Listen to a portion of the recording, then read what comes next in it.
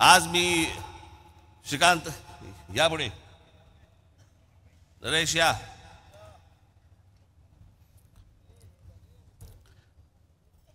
येणाऱ्या 20 मे रोजी जी आपली 18वी लोकसभेची निवडणूक होणार आहे तेव्हा ठाण्यामधनं श्री नरेश मस्के आणि कल्याणमधनं श्री श्रीकांत शिंदे याला आपण प्रचंड मताने आपण विजयी करावं।